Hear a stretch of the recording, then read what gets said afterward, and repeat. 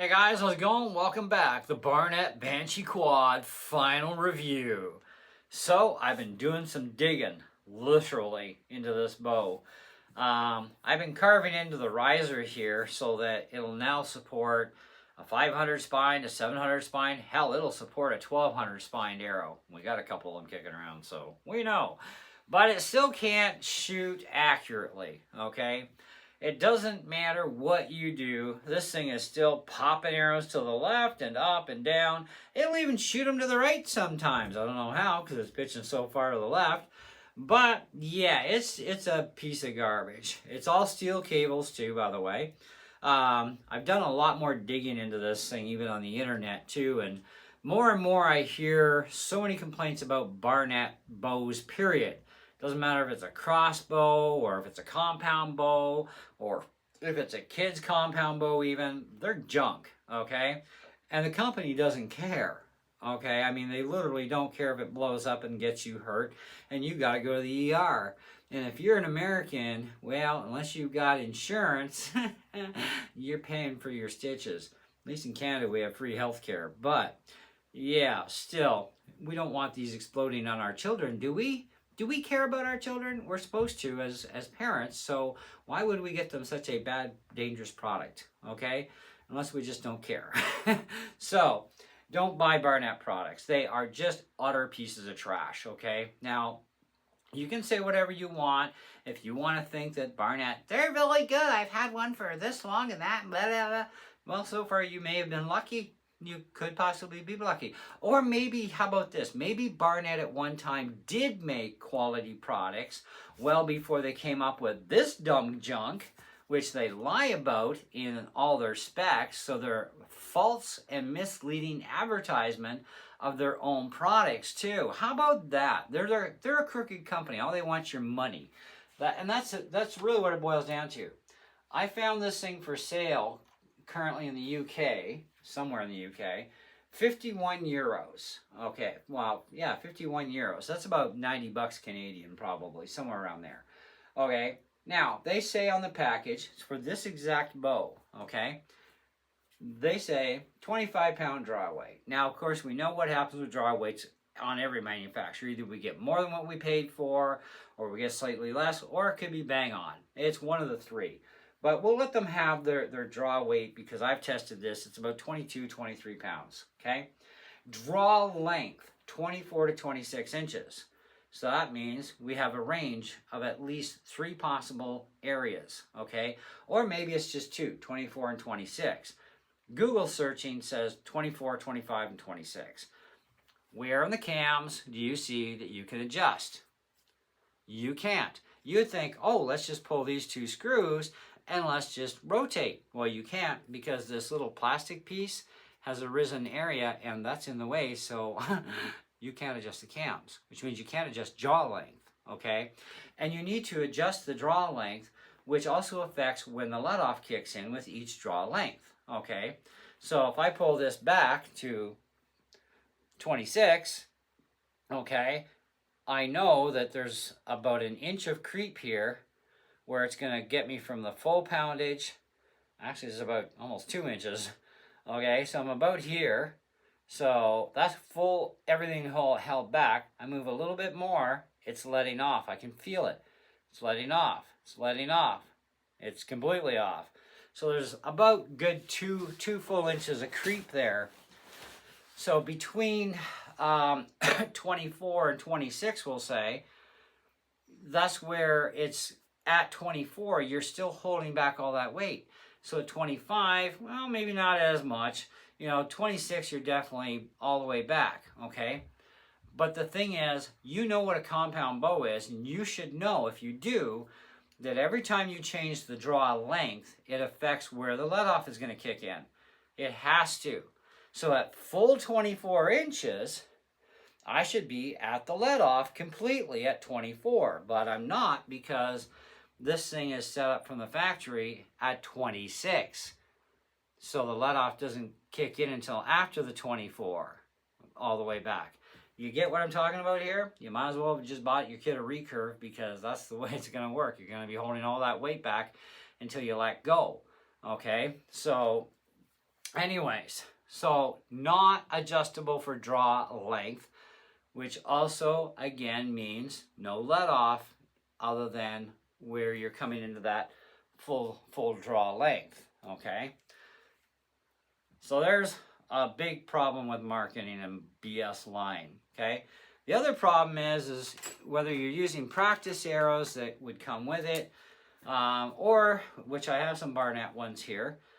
They have very loose nocks. Okay, and when you put it on the cable, even this is a 700 spine, and even this is going to run up and down like crazy. That should never do that on any bow. That should be locked in place. But we also don't have any serving because, well, it's a steel cable. Okay, that's all it is. So none of my nocks, and I have a variety of sizes of nocks, right down to stuff thinner than this, that will not lock up tight on this thing the way it should. So if if your nocking point is too loose or too tight, you're going to have accuracy issues with a bow, right? And we've seen this even on cheap strings for real bows, as we call them, with real strings, okay, that if the serving area is too thin, we're going to have to change to a different nock type, which may go against us too, because it is a weight issue, and among other things, tuning issues. But or we're going to have to get the serving thickened up to nock the arrow properly. This is a steel cable with a plastic coating, and you're stuck with this no matter what. Now, I threw a nocking point on this thing because I need to keep the arrow consistently straight, okay? And then I can move this up with just a little bit of a gap, so there's just a little bit of play here, but I shouldn't even be able to do that if it was knocked in properly. So this is going to make for an erratic shot. It also means it's going to come off the string too soon. So it's doing a partial dry fire in its cycle every single time, because already with that force from being pulled back, okay, so when we pull this back, if we can get it to stay on there, get over here. So when we pull this back and we release, it starts to release. That string is already whipping, and it's already popping that off before it even finishes its cycle at the end to pop it off, okay? So it's got a lot of premature firing that goes on this bow. That is throwing the shot still over there, over there, over there, in the bush, in the bush, in the bush, over there, over there, up there. And I see this a lot among a lot of videos I've watched too of people who are actually showing their targeting results, okay, that it's very erratic. And yet they're at the same time saying, it's a great bow for the money. Not at $90 Canadian, it's not, because I just spent $35 on my wife for a new bow. We got rid of her X-Force compound because she ain't never going to be shooting that thing, okay? But we got her a new 20-pound longbow, right brand new from the archery shop, or archery place who I deal with, for $35. It's got a 20-pound plus draw on it at full draw, at least at my draw length, okay? She's a 26, so it's a little bit less for her. She's pulling about 20, 18 to 20. And we got her a couple arrows. So between the arrows and the bow out the door was literally $60 tax in, okay? And she's got real arrows, like quality, really nice Easton arrows with feathers on it, and that bow shoots really nice, okay? Now, I'm not going to tell you what brand it is or anything. That's up to her. It's her channel, so when she gets it up there, you'll know. But, and her channel is Susan Millard, so keep an eye out. But that bow was $35, and it shoots fantabulous. Even I shot it. And it's got a dual riser, too, so left hand shoot, right hand shoot, doesn't matter. Okay, and I shot it both ways, and man, that thing is pretty damn accurate. I like it. And I even shot my 700s through it. I shot her 1200s through it. Works fantastic. I haven't shot any of my 500s through her bow yet, but give me time. So they lie about the length for the draw. It's just a 26, period. It's nothing less than 26 inch, okay? The arrows they give you have plastic fletches, which you don't ever shoot off of a shelf direct because they're not very forgiving, okay? This is why you don't even shoot them on a recurve bow, because they're pointless. You're going to get kicked even on a good recurve bow. I've tried shooting plastic fletches off my good recurve bows, and believe me, off the shelf or off the hook, they suck. But if I shoot feathers, man, I'm doing good. Okay, there's a big difference why you shoot one media type in one and one in the other. Now, not saying you can't put a rest onto a traditional bow that would work for you. You can. Okay, they just don't work on every bow out there. So that's why we were doing experimenting with different types of rests to see what can and can't work.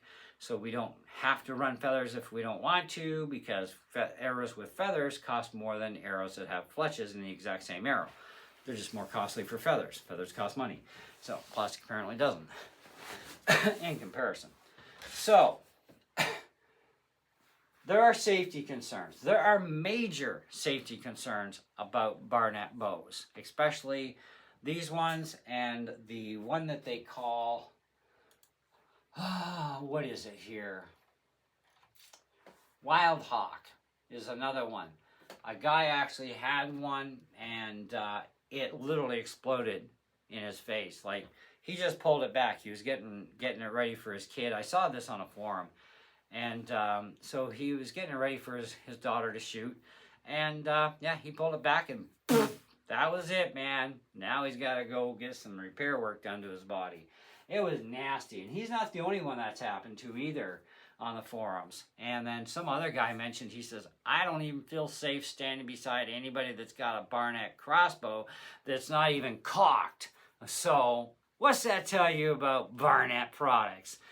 You know, there may have been a time when they were probably a good company at one time, but now they're just rifling stuff out like crazy. Quality control is non-existent. They lie through their teeth saying it's left and right-handed. How can it go left-handed? I mean, it can't. It's a compound. The string is on this side of the cables where it needs to be as a right-handed shooter. The string isn't over here, and you can't move it over here and move these over there. You can't do that. And you can't divide between the string and the cables because that puts a twist pressure, okay? And either way you look at it, with the shelf not being modified, the arrows don't sit straight on there. They cock over to the right as a left-handed setup, which you still can't fire out properly. It doesn't work. We tried this on camera. It doesn't work. Okay? That was on my original review video. Okay? Now, I've gotten them to sit a little bit straighter by modifying the shelf for this side. Okay? But it's still pitching to the left, just not as severe. But the arrows are still over there, down there, in there. Oh, look at that! We got near the bullseye finally. Holy cow, it took enough shots. Aiming at the same precise location every single time, and it's that bad? $90. It's a great bow. It's good for hunting. You could kill rabbits with it, or you could kill squirrels, or you could kill a raccoon maybe. You can do some small game hunting. No, you can't, because you're never going to hit your freaking target. And this is what YouTubers are saying, right? And I'm like, you're not going to hunt nothing with that. You can't even hit your own target board at 30 feet away or 20 feet away without it going over there, down there, over there. Come on, you really think this is good for hunting? I mean, and this is, I think, an adult that was shooting this. And I'm like, oh, man. And I thought I was bad for not having enough brains in my pan for years. This is really severe, and even I wasn't that stupid, okay? Like, come on, seriously. These are not suitable bows, okay, for hunting. You can't. They're not accurate in any way, shape, or form. They are not ambidextrous bows in any way, shape, or form, okay?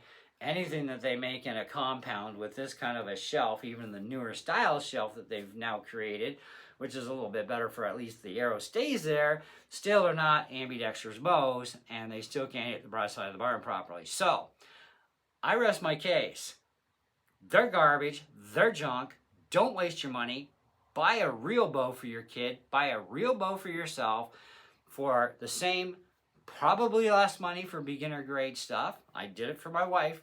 $35 for a bow that shoots really good and accurate. It's one piece of fiberglass, molded rubber handle.